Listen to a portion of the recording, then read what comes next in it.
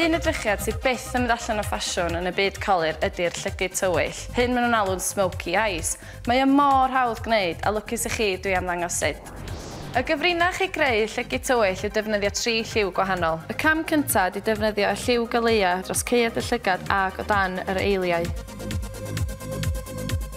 Yr ail gam ydyw defnyddio y lliw tywyllach wedyn dros y caead yn unig. Y trydydd cam ydy defnyddio'r lliw tywylla dros asgwrn caead y llygyd, ond rhan fwyaf yno fo dim ond yn yr ochra.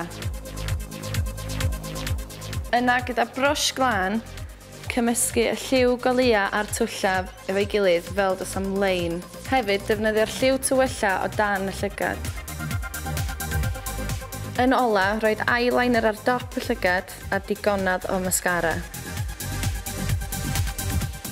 A dyna ni, 3 cam hawdd i wneud llygyd tywyll.